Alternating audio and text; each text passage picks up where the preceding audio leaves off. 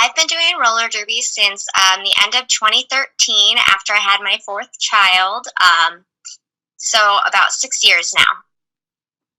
I got interested in roller derby because I was a stay-at-home mom. I had just finished having my fourth kid, and I wanted something to kind of get me out of my house and get fit at the same time as I wanted something that played into kind of my creative side, theatrical side, and derby really checked all those boxes for me. So it was a really great way for me to get back into shape after having kids and everything, but also go and meet new people, as well as kind of express myself through the fun bout fits and stuff like that, because I'm never really thought of myself as an athlete per se, but I knew I wanted to get into shape, and I also wanted to have fun with the different things that you can do at derby with the themes and stuff like that. So that's why I joined derby.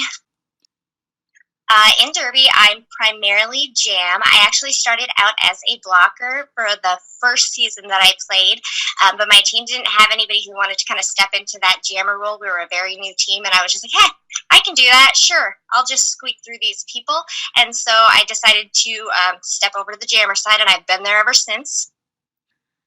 So my roller derby name is Candy Insane, and I chose it for a couple of different reasons. My number is 1225 for Christmas, and so I wanted something that kind of was like Christmassy, like candy cane, Candy Insane, and I also just really like bright, fun, vibrant things that you can tell. I have a big old candy tattoo on my chest, and the words "Life is sweet," which I try to live my life very much following those words. Life is sweet. And so I wanted something that was kind of sweet and sassy and went with Christmas and my number and everything. So that's why I'm Candy Insane. For bouts, my outfit is pretty, depending on the kind of bout that I'm playing in. So if I'm doing like a themed bout, I really like to try to go all out and match whatever the theme is as much as I can with my jersey on top, So the bottom half will be whatever the theme is to my best ability, and then sometimes I'll do fun bout makeup, but my regular, if I'm playing like a regular bout, I always do fishnets and a layer of tights underneath, and then I always wear sparkly cheetah pants.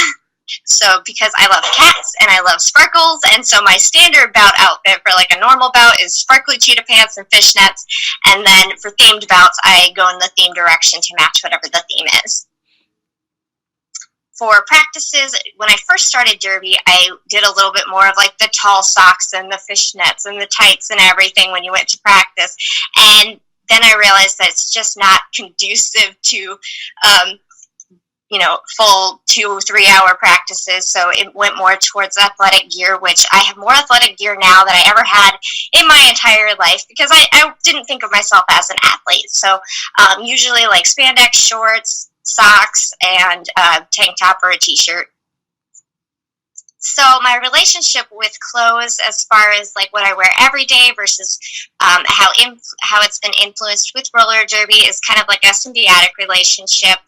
I have always worn like bright things, and I've always been kind of like over the top with my fashion at home in derby, all of that. I do find myself wearing a lot more derby team tank tops. That's kind of my go-to. I think everybody who plays derby has a huge stash of derby shirts, so it's like I wear high-waisted pants, kind of pin-up-y style, and all the derby tank tops and bright colors and stuff like that. So it definitely influences that, because you are rarely finding me not in a derby shirt when I'm just like running around doing errands and stuff. So I'm always wearing some team's logo every day.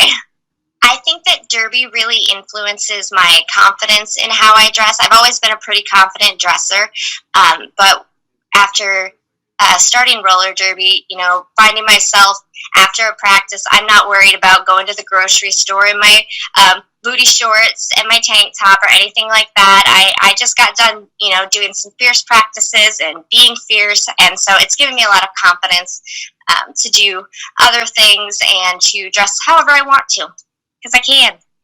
There's no set style to how you have to dress when you play derby. There are the people who go all out with the themes and the fishnets and the tutus and the huge bout fits and everything like that.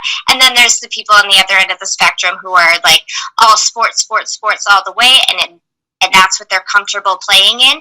And so there's no right or wrong to what your bout fits should look like, as long as you're confident and it helps you play to your best ability. I think Derby really embraces that, and you're allowed to be who you want on the track.